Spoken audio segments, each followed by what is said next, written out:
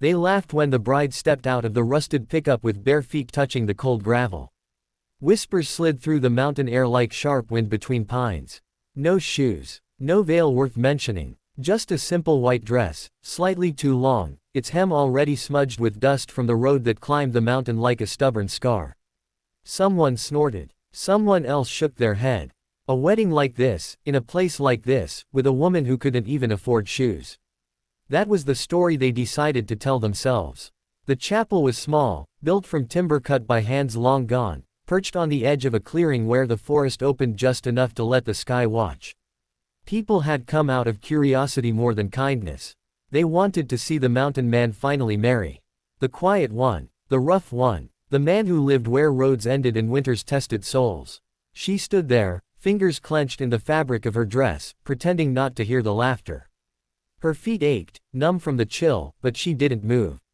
She had walked too far in life to turn back now. He saw everything. He had been waiting inside, adjusting nothing, saying little, as always. When the sound reached him, those careless laughs, the sharp edge of mockery, his jaw tightened. He stepped out into the light, broad shoulders filling the doorway, boots worn smooth by years of stone and snow. The laughter faltered. He looked at her, not at her feet, not at the dirt on the dress, at her face, the way her chin was lifted just enough to hide how close she was to breaking. He remembered the first night she came to the mountain, exhausted, carrying more pain than belongings. He remembered how she never complained, even when the cold crept into her bones. He remembered how she smiled anyway. Without a word, he walked to her. The gravel crunched under his boots, each step steady, deliberate. The crowd went quiet, unsure now, suddenly aware that this was not a joke unfolding but something heavier, something sacred. He stopped in front of her and knelt. A murmur rippled through the guests. Mountain men didn't kneel. Not for anyone. She whispered his name, embarrassed, frightened. "It's okay," she said softly. "I can walk." He shook his head once.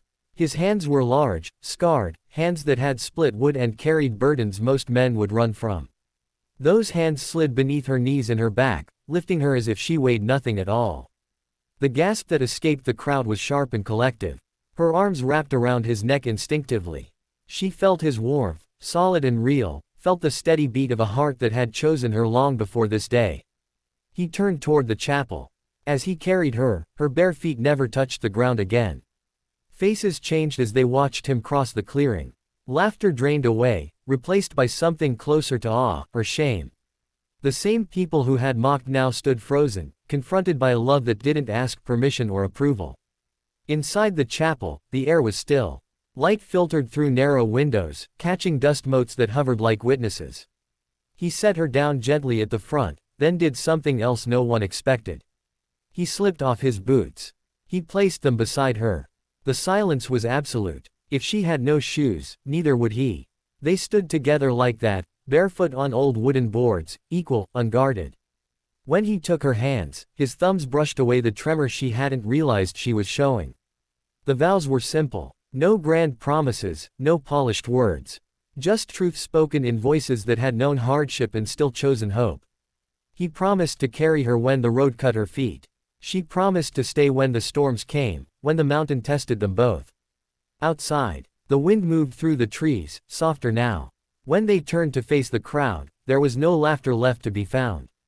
Only lowered eyes, damp lashes, and the quiet understanding that something rare had passed in front of them. Later, people would retell the story differently. They would say they always knew he was a good man. They would say the moment moved them. But the truth was written in that first instant, when a barefoot bride stood alone, and a mountain man chose to carry her, not because she was weak, but because love does not let dignity bleed on cold ground. After the vows were spoken and the quiet, "I do," settled into the wooden bones of the chapel, no one moved right away. It was as if the mountain itself was holding its breath, waiting to see what would come next.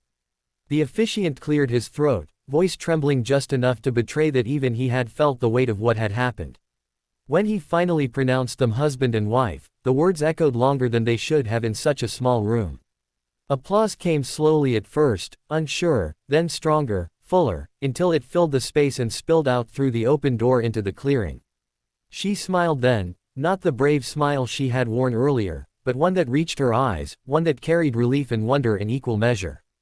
He squeezed her hands once, grounding her, as if reminding her that this was real, that she was no longer standing alone.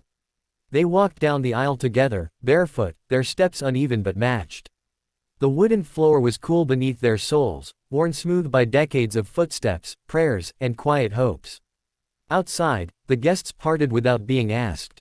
Some looked at her feet again, but this time with a different expression, something like reverence, as if they now understood that those bare feet had crossed distances no shoes could measure. The reception was nothing more than long tables set beneath the trees, covered in simple cloths that fluttered in the breeze. Food had been brought by neighbors and distant relatives, dishes passed down through generations, each carrying a story of survival and sharing.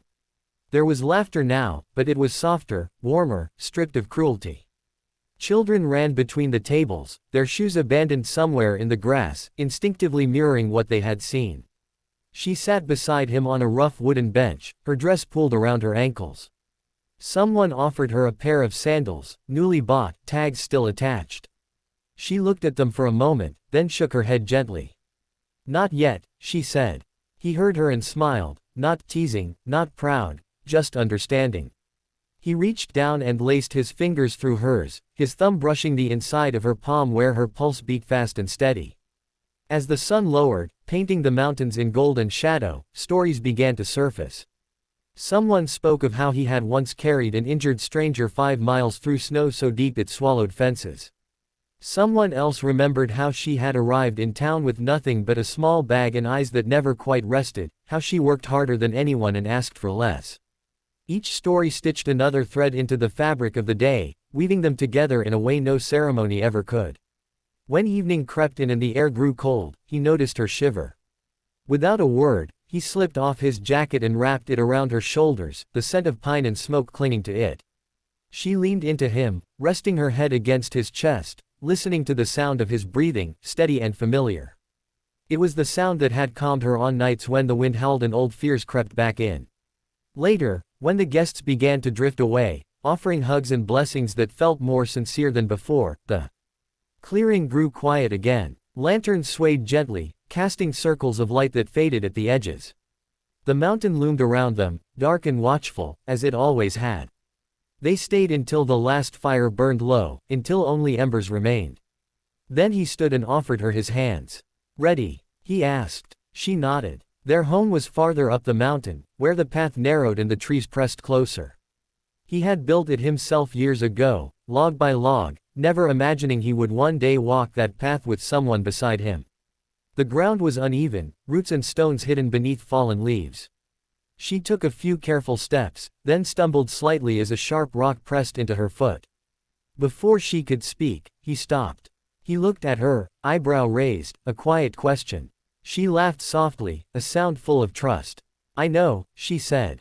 "But let me try." He let her take another step, then another, watching her closely, ready.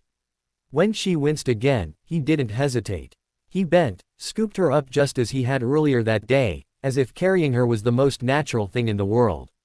She protested weakly, more out of habit than conviction. "You can't carry me everywhere."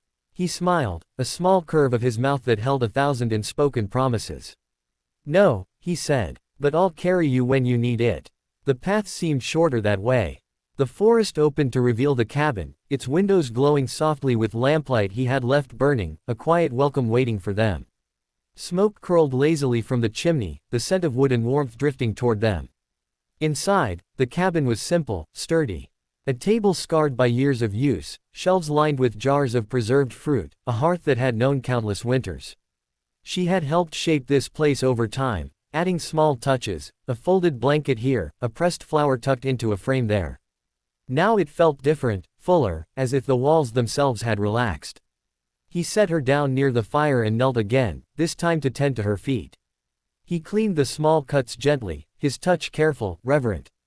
She watched him, throat tight, realizing how rare it was to be treated with such quiet devotion, without pity, without expectation. "You didn't have to," she murmured. "I wanted to," he replied. They sat together by the fire, the crackle of burning logs filling the silence. Outside, the mountains settled into night, stars emerging one by one, bright and unapologetic. In the days that followed, word spread beyond the mountain. People talked, not about the lack of shoes, but about the way he carried her, about the way he knelt. The story shifted, softened, became something people told when they wanted to remember that love could still surprise them. For her, the change was subtler but deeper. She found herself walking with her head higher, not because she needed to prove anything, but because she no longer felt the urge to shrink. The mountain paths grew familiar beneath her feet, toughening her skin, strengthening her stride. Some days she wore shoes, some days she didn't. Either way, she knew she was supported.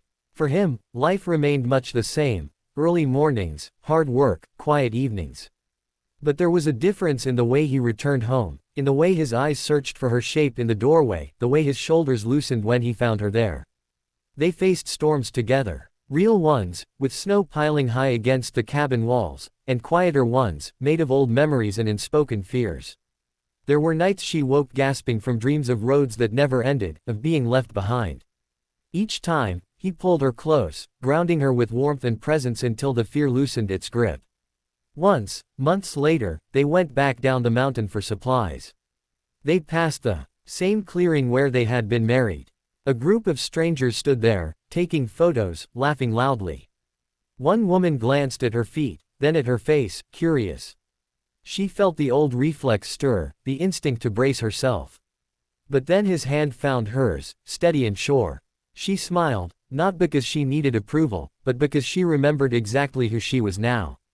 They continued on, leaving only footprints behind, soon erased by wind and time, while the story of a barefoot bride and the mountain man who carried her lived on. Not as a lesson in shame, but as a quiet reminder that love shows itself most clearly in the moments when it chooses dignity over judgment, and tenderness over pride.